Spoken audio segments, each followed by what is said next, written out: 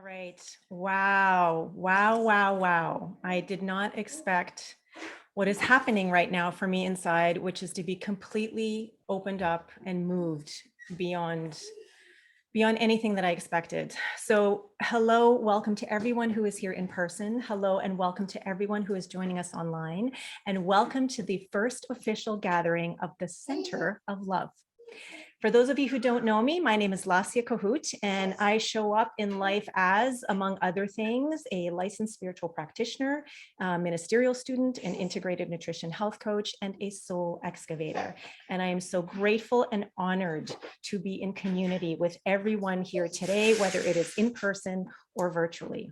So as I look around the room, I'm seeing words like peace, dream, I can and I will. I saw through, while that song was playing, hugs and tears and smiles. There are people of all ages here from 0 up to, I don't know, 70 something. And it's just an incredible, amazing, diverse group that is so oozing love. It is amazing. So as a community, our mission is to support each other on our quest to cultivate wisdom, healing, and love. And as a community, we agree that we are one family, everything is interconnected, and that love is the interconnective tissue that interconnects and, dare I say, intertwingles us all. And so I would love to just tell you a little bit about our first speaker, who is one of the founders of this amazing new community, Oliver Belisle, known as Ollie to many, most, I'm thinking. I had the pleasure of interviewing Ollie on our podcast last week with my husband. And so I have a little bit of his bio that he just came up with. So I'm just going to read a little bit about Ollie. He says that he does not know who he is, but he spends a lot of time and energy trying to figure it out. That he plays many parts in his day-to-day life, including husband, father, friend, podcaster, leader, trickster, teacher, and student, to name a few, and attempts to negotiate a dynamic balance between the many aspects of his life and being in an ongoing quest for inner and outer wholeness. I am so excited to hear what it is that Ollie has to say, what it is that he has to share about what the Center of Love is, how it came about, and what it means to him. So I know he has his hands full right now, but Ollie, if you can just let go and then come on up and talk about how love is still the answer. Oh, thank you very much. Lovely words of introduction. Thank you so much. Oh yes, and just mind the wires. Yeah, so I guess that's kind of what I'm going to try to do today, is answer those basic questions of what is the Center of Love? How did it come to be? And more importantly, what the heck are you all doing here in my living room at this moment? I think that's the real question here. But before I give you my answer, I have to give you a disclaimer. What I'm going to give you is my side of the story, right? The big answer is something that's alive and dynamic and evolving as we speak. And guess what? You're all part of the answer. So I can only give you my side of the story. For the rest of the story, I'm going to look to all of you to fill in the blanks. So I'm looking forward to the discussion after this little talk here. So yeah, how does this happen? The story doesn't really have a clear, definitive beginning, but because it's a story, I have to start somewhere. So I figured I'd start with COVID-19 and the last 2 years of my life. It's been quite the ride, hasn't it, folks?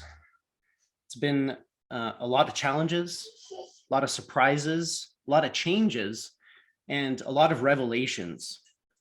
Now, personally, I was concerned before the pandemic, with climate change and war and corruption and all those other fun things that are going on. But it seemed that COVID-19 really exacerbated things and also revealed the fragility of our so-called civilization.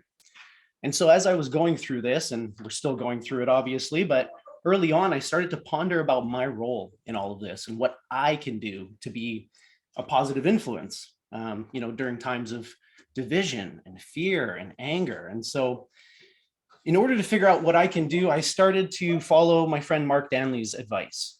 And my friend Mark always tells me, Ollie, you got to ask. You got to ask, right? Ask who, Mark? Well, obviously, the one, right? You know the one, goes by many names. the big G, Mother Nature, God. Thank you, Cyrus. Tao. Listen, it doesn't matter what you call it. The spirit that moves and animates and permeates the entire universe. You got to ask. That's what Mark has always told me. So I started asking. I asked in sobriety. I asked in altered states. I asked while meditating. I even asked while I was going for runs, going on my jog, going, who am I? What am I supposed to do? Teach me. And so as Jesus said, ask and ye shall receive. I kept asking and I got some answers, obviously. That's one of the reasons you're all here today. The first answer that I got, I was actually meditating in my backyard in front of a tree there. And I was writing in my journal and meditating, and I asked that perennial question, who am I? What's my purpose in this world? And this is the first time it's ever happened to me. My hand just started doing stuff. Like I wasn't thinking. It just started writing an answer for me. And I was like, that's interesting. So who am I? And the answer that I got was bringer of wholeness. Bringer of wholeness. Now, this was totally unexpected for me. I had never thought of those words in that order. It's nothing that I'd ever pondered before. It was surprising. It was novel, but at the same time, it felt intimately familiar. Like it felt true. As soon as I read those words, it was like, yeah, that's definitely my job description. I feel it. But of course, there wasn't a whole lot of clarity there, Like it was like, yeah, that's my job title, but what does the job entail, right? So I kept asking. I said, how can I bring wholeness? Where do I bring wholeness to? What does it even mean? And the great teacher responded to me very clearly. She said, you already know what it means, Ollie. Start with the man in the mirror. Make yourself whole. Heal your wounds. Open your heart. Mend the bridges that you've burned over the years. And everywhere you go, start building new bridges. And most importantly of all, do this from a place of love and in the name of love. Don't do any of this for any other reason. If you're going to do it for any other reason, don't bother doing it at all. So I said, okay, awesome. I can try that. So I tried and I kept trying and I kept asking.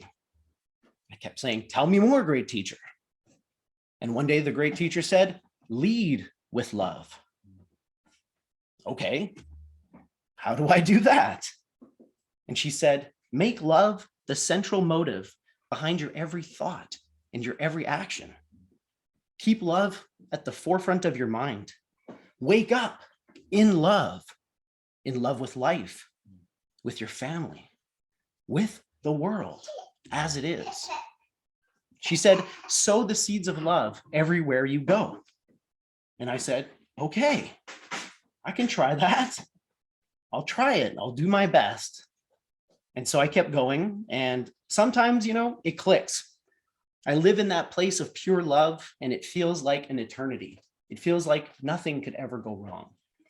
And then sometimes I slip back into old patterns of judgment and resentment.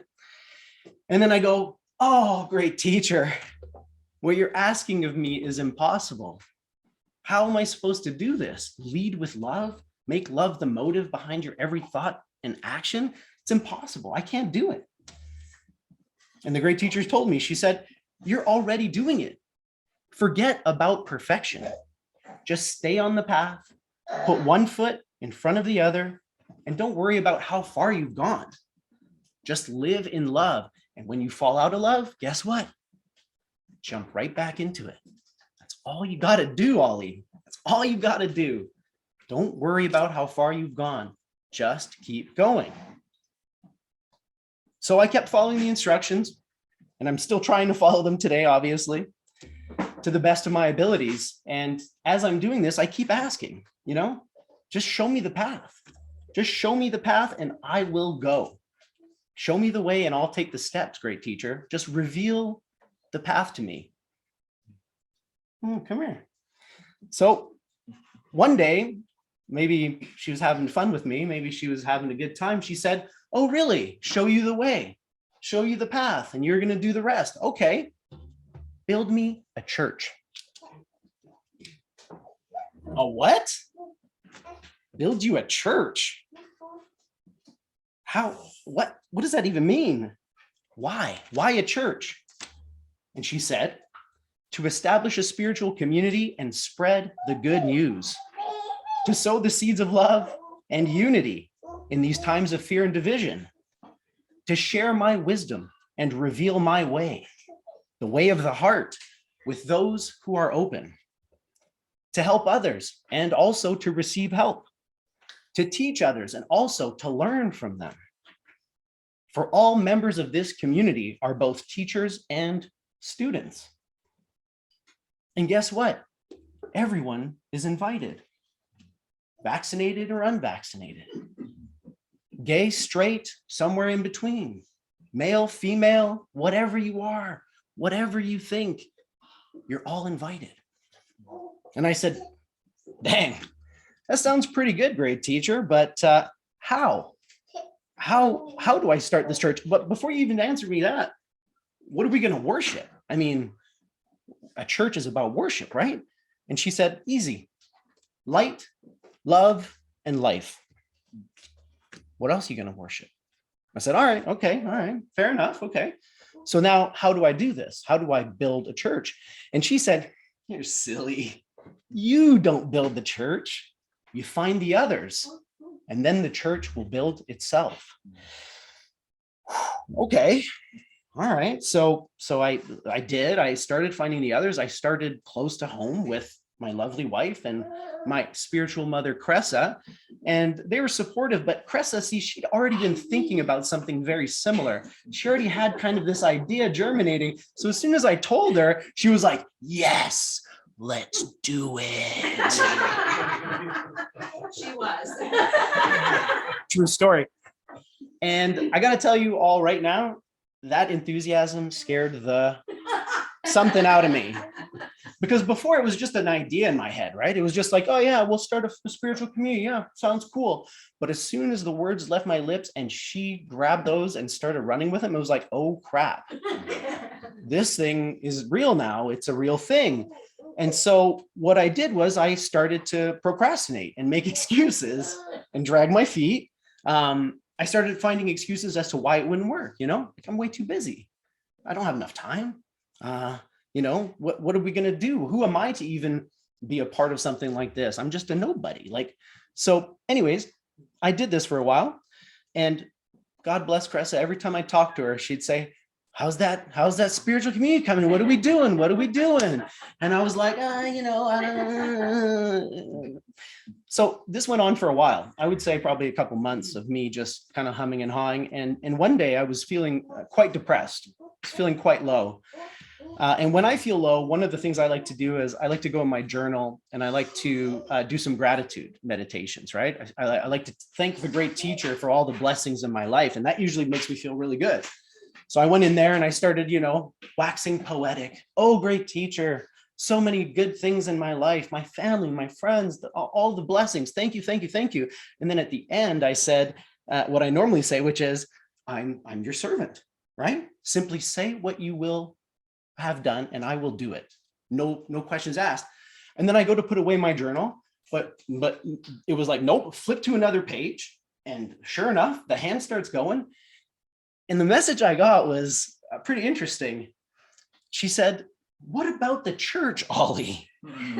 Was I not clear? Did I stutter? Right? You said, whatever I want, you're going to do it. I already told you. Did I not give you the message to spread?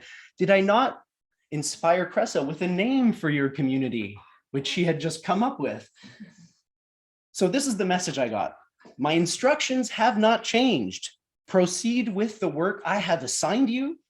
I am sending you support, but you must begin. You must begin. As you can see, we've begun. And the fact that you're all here today tells me that the support isn't just on its way. It's already here, baby. It's already here. So that's basically the story from my point of view. That's my side of the story. And as I said, the story is bigger than me and anybody else in this room. All I can do is give you my perspective on it. But yeah, this is just the beginning. And in all beginnings dwells a magic power for guarding us and guiding us along. That power is among us now, my friends.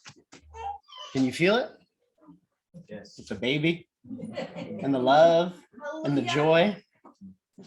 That power is with us now. It's present in the moment. It's here and now, and it's ready to be unfolded into something bigger and more wondrous than anyone here can conceive. This is it. The circle without circumference, whose center is everywhere at once. The center of love, here and now. Thank you so much for being here for our first gathering.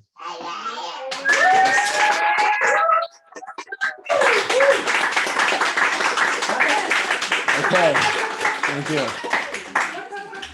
So now I think what we're going to do for these gatherings is there's going to be a little talk like this, then some meditation to meditate on whatever was said. And after the meditation, we're just all going to have a big conversation online and in person. We'll chit chat and I will get your sides of the story so that we can see where this center of love is taking us. All right, everyone. Thank you, thank you, thank you for an absolutely wonderful, engaging, fulfilling, expansive experience today as we have come together for the very first gathering of the Center of Love. And I am so grateful to be a part of this community. I'm so grateful for the conversation, so grateful for the energy and the upliftment, the up-leveling, everything that is happening right here, right now, and always. I am so grateful to Cressa for the invitation to join this group. So grateful to Ollie and Cressa and Candace for sort of birthing this, you know, in its sort of infancy, and to everyone else involved and everyone who's here now, here, there, everywhere, and on their way. So as we leave, I just would like everybody to once again just drop into the present moment, close your eyes or lower your gaze, whatever it is that feels comfortable. And as we all just ground ourselves in this amazing, fantastical, expansive, beautiful present now moment right here, right now, I am so grateful, so delighted, so thrilled to know that there is only one thing going on. Call it energy, call it God, source, spirit, light, call it love. That is the only thing that is happening. It is the energy, it is the flow, it is the beingness, it is the livingness that breathes and knows and becomes us all. And so I'm so grateful to know that as this gathering has begun, that it continues as we move on into our day and into the coming weeks, knowing that each and every one of us is this infinite potentiality in play, that we are imagination, that we are love, we are joy, we are happiness, we are creativity, we are exactly who and what we want to be every moment of every day. And when we lead with love, when we ground ourselves in the center of love that we are at our core, infinite possibilities and infinite potentiality is who we continue to become. So for all of this and so much more, I say thank you, thank you, thank you, feeling the joy, feeling the blessings, and feeling the love. And so it is. And so it is.